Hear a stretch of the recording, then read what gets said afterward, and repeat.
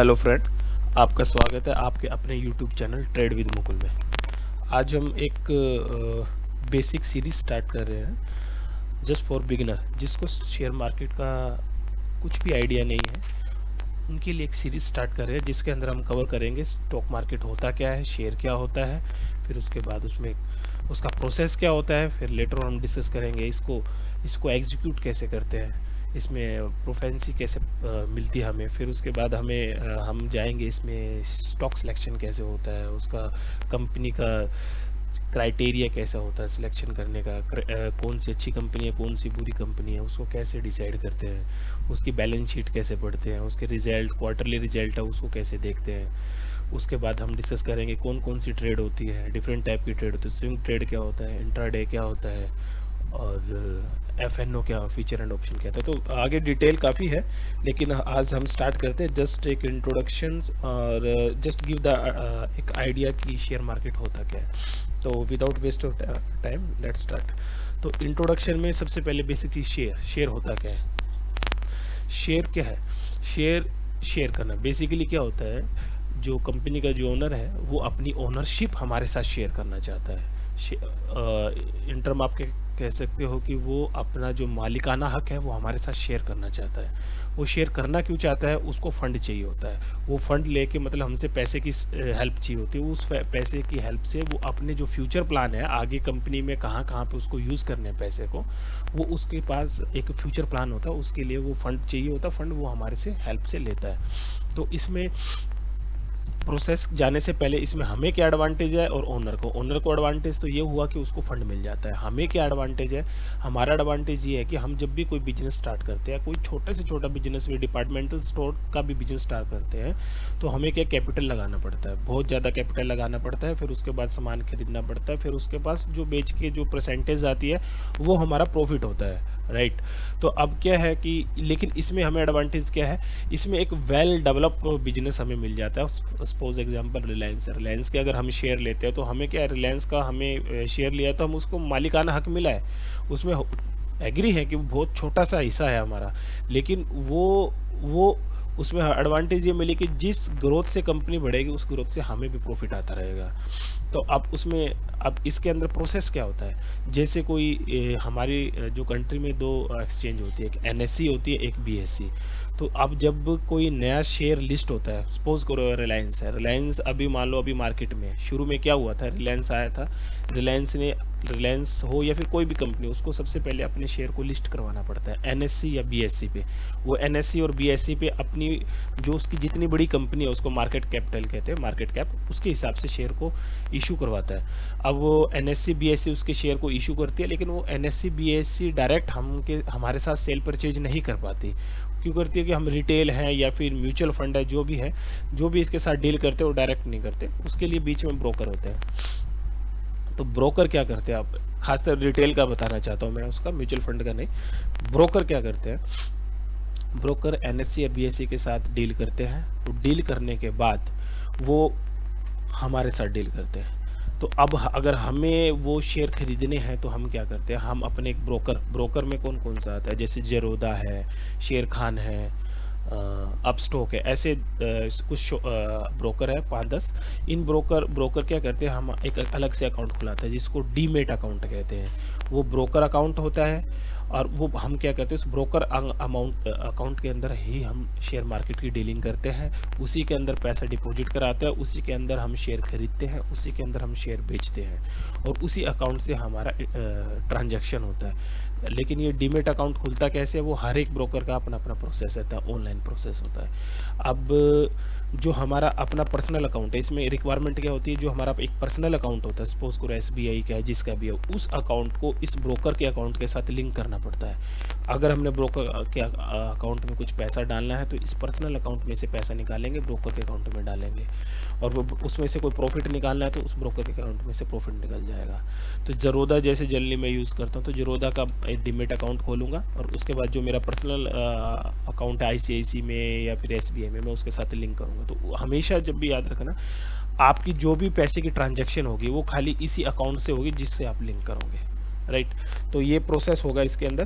तो अभी जनरली हम शेयर जब भी लेते हैं तो उसको एटलीस्ट 2 दिन लगते हैं हमारे अकाउंट में क्रेडिट होने में।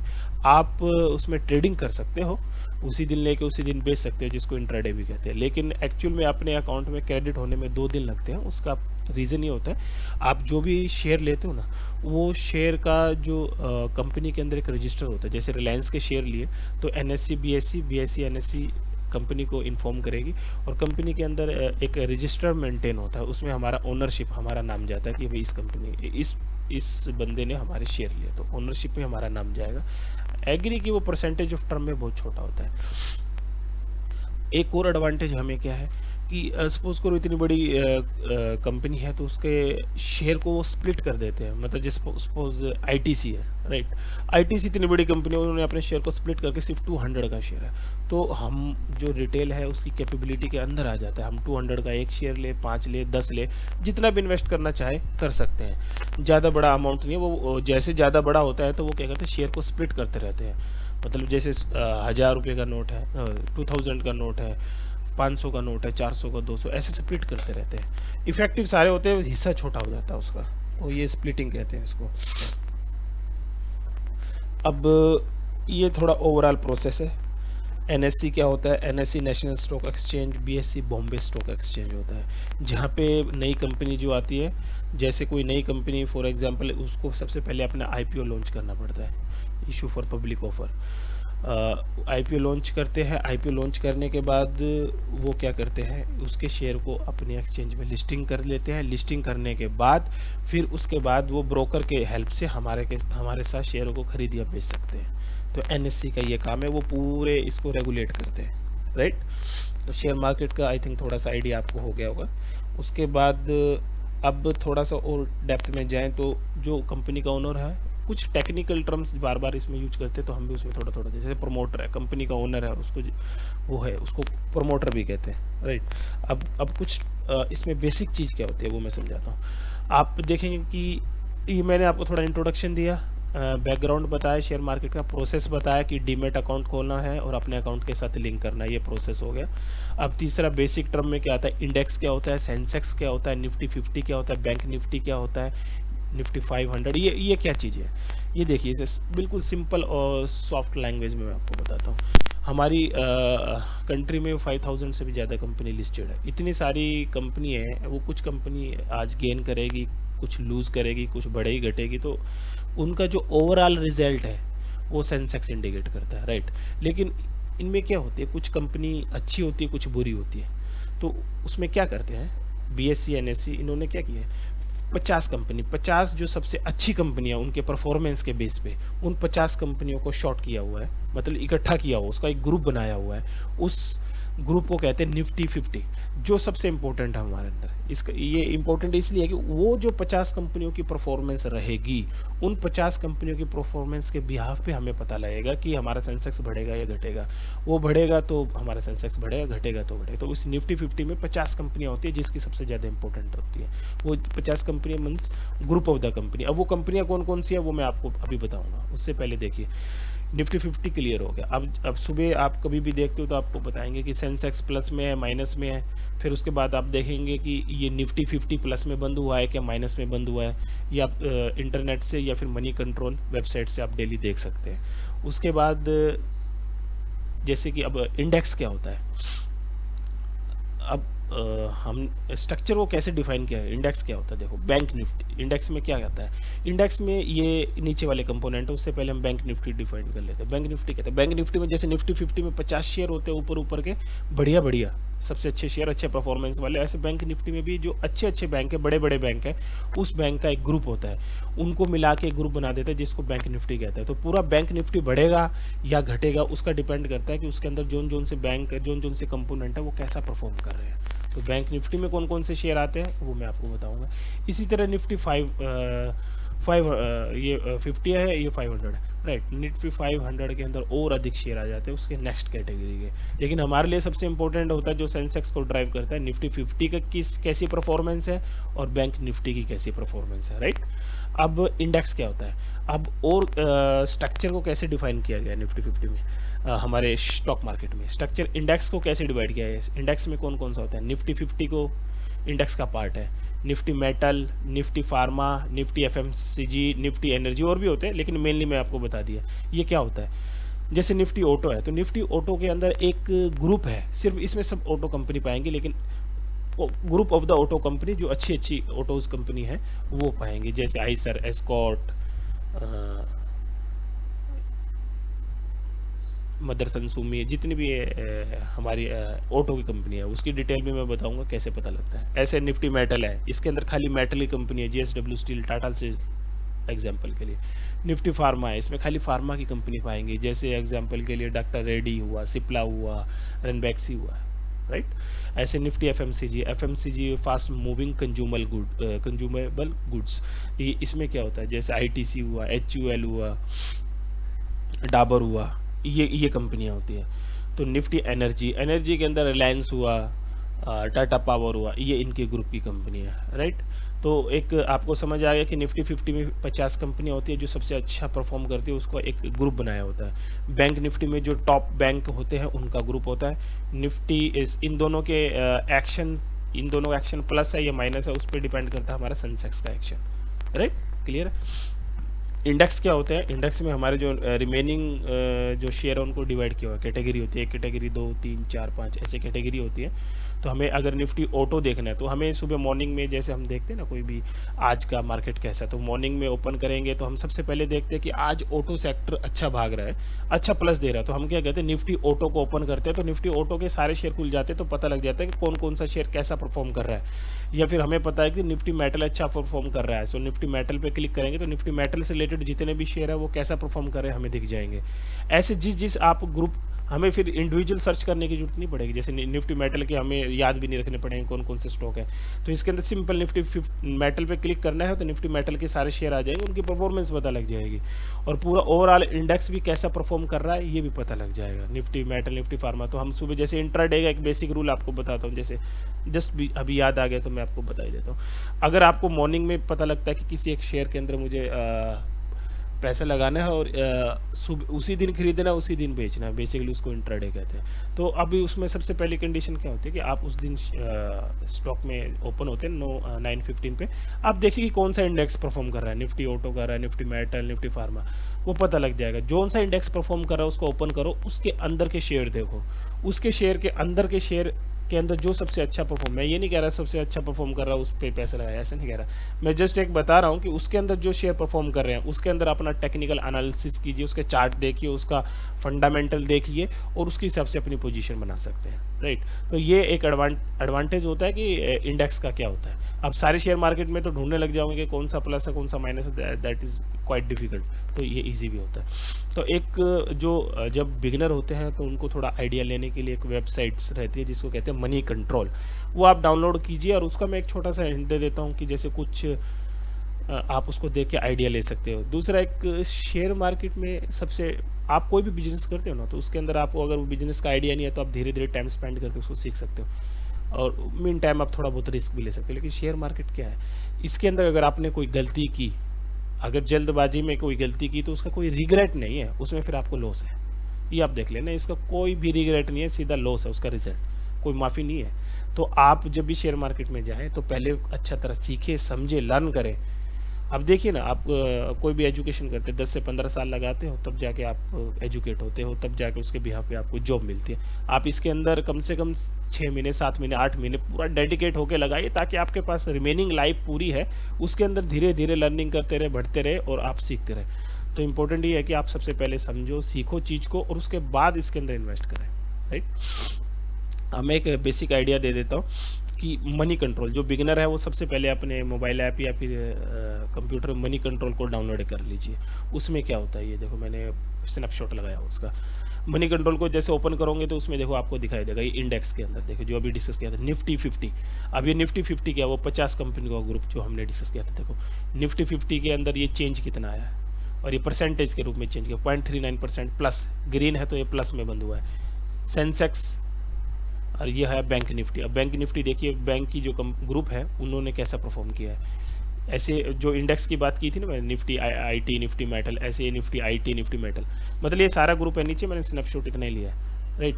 तो अभी इन सब का, इन दोनों का कैसा परफॉर्मेंस है निफ्टी 50 और निफ्टी बैंक का और अदर इंडेक्स का, उसके ऊपर ही सेंसेक्स हमारा डिफाइन होता है। ठीक है, क्लियर है। अब ये देखिए, अब इसके अंदर और मैं आपको दिखाता हूँ। जैसे मॉर्निंग में 9 बजे जो हमारा मार्केट ओपन होता है, प्री ओपनिंग होती है 9 बजे, और 9:15 पे हमारा रेगुलर ट्रेड स्टार्ट हो जाते हैं 9:15 पे।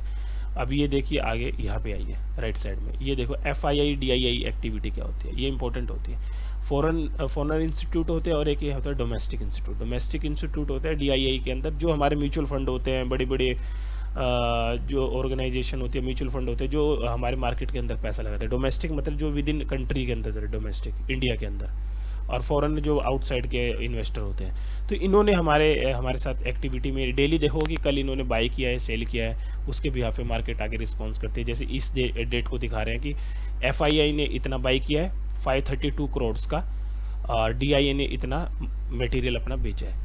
तो अभी ये अगर आप इसको देखते रहना है कि जैसे अगर हैवी सेलिंग आती है तो दोनों माइनस पाएंगे, या फिर किसी ने हैवी बाइंग की है तो उसके ये इनके रिजल्ट के ऊपर मार्केट की मूवमेंट का पता लगता है बहुत ज़्यादा। तो ये आप FIDI के ऊपर ये बाय कर रहे हैं, सेल कर रहे हैं, यहाँ पे देख सकते हैं राइट।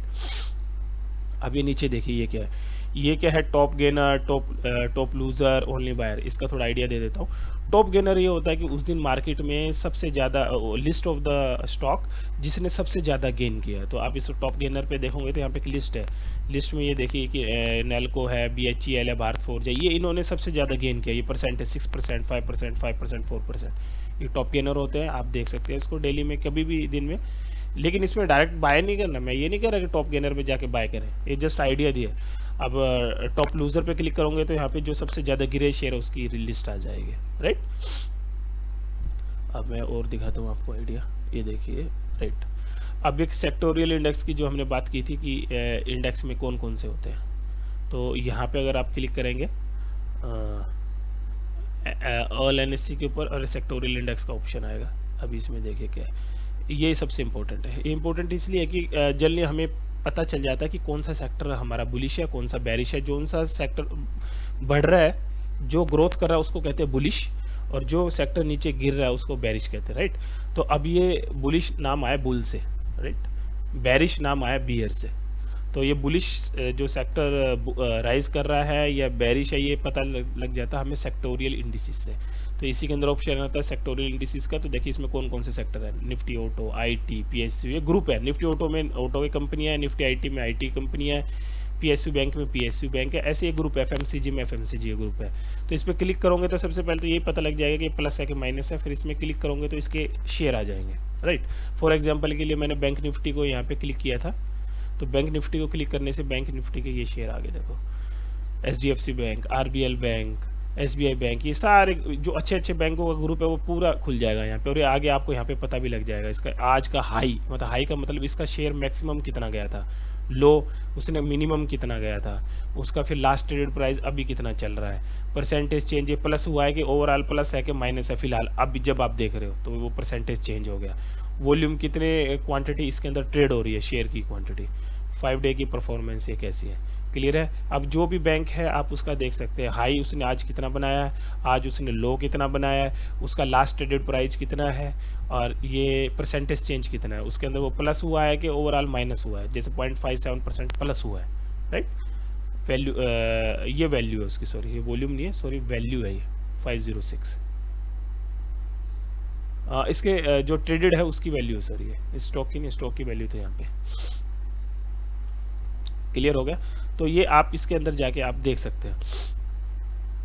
एक चीज और मैं आपको बताना चाहूँगा, ये काफ़ी डिटेल में हो जाएगा कि FNO क्या होता है। ये अभी अगर आप सीखेंगे ना तो आप डिस्टर्ब हो जाएंगे। आप जस्ट इतना सोचो कि मनी कंट्रोल के अंदर आपको निफ्टी 50, सेंसेक्स, बैंक निफ्टी, ये अभी फर्स्ट प्रायोरिटी में आप धीरे धीरे सीखें। अगर आप एकदम से सारी चीज़ सीखोगे ना, सारी चीज़ों को दिमाग में रखोगे तो कंफ्यूज हो जाओगे। तो अभी जस्ट ये देखो कि मार्केट की मूवमेंट के लिए हमें निफ्टी 50 को ट्रैक करना होता है, निफ्टी 50 कैसा परफॉर्म कर रहा है, बैंक निफ्टी अभी, और किसी पर्टिकुलर इंडेक्स कैसा परफॉर्म कर रहा है वो हमारे इंडेक्स के अंदर जाएगा। इसमें ऑटो, IT, PSU बैंक इसके अंदर जाना पड़ेगा राइट। और ये यहाँ पे FIDI कैसे सेल बाय कर रहे हैं। अब ये 52 वीक हाई और 52 वीक लो, ये होता है कि इसके अंदर जैसे 52 वीक हाई पे क्लिक किया ना तो इसमें जो जो कंपनी आएगी वो कंपनियां जो अपने पिछले 52 वीक जो 52 वीक है, 52 वीक का जो टाइम पीरियड है उसके अंदर सबसे हाई पॉइंट पे चला हुआ है। मतलब मान लो एग्जांपल है, कोई शेयर आज 5 रुपए का है, ठीक है, नेक्स्ट 52 वीक तक जाते जाते वो 20 रुपए का हो गया, तो 20 रुपए उसका हाईएस्ट पॉइंट हो गया। मतलब जो उसका पीछे वाली परफॉर्मेंस है 52 वीक के अंदर अगर उसका कंपेयर करें, उसका मैक्सिमम शेयर प्राइस कौन सा रहा, वो उसको कहते हैं 52 वीक। ठीक है, अगर उसके अंदर वो गिर गया, डिप हो गया, तो वो 52 वीक पे नहीं जाएगा। तो ये वो कंपनी है जो अपने 52 वीक हाई पे चल रही है, राइट। यहाँ पे क्लिक करूंगे तो 52 वीक लो वाली कंपनी आ जाएगी। क्लियर है? तो आई थिंक ये थोड़ा सा बेसिक दिया है, जस्ट एक इंट्रोडक्शन दिया। लेकिन अब नेक्स्ट अगर हम धीरे धीरे इसमें बात करेंगे, जैसे टेक्निकल टर्म्स और क्या क्या होता है जो हमारे डेली हमारी हेल्प करेगी। जैसे कंपनी को कैटेगरी में डिफाइन किया होता है, स्मॉल कैप क्या होता है, लार्ज कैप क्या होता है, मिड कैप क्या होता है, वो हम कल की वीडियो में डिस्कस करेंगे। लेकिन मैं कोशिश करूंगा कि रोज़ थोड़ा थोड़ा स्टफ आपके साथ डिस्कस करूं। अगर आपको डाउट है तो नीचे कमेंट बॉक्स में अपना डाउट जरूर लिख दे, ताकि मैं नेक्स्ट धीरे धीरे धीरे धीरे आपको जितना भी हमें पता है, एटलीस्ट मुझे जितना पता है, मैं अपनी सारी नॉलेज आपके साथ शेयर करूंगा, ताकि आप पहले उसको सोचें, समझें और उसके बाद एजुकेट हो, उसके बाद आप शेयर मार्केट के अंदर अपना पैसा इन्वेस्ट करें। That will be safe. I think आपको ये वीडियो अच्छा लगा हो तो हमारे यूट्यूब चैनल को सब्सक्राइब करें। Thank you.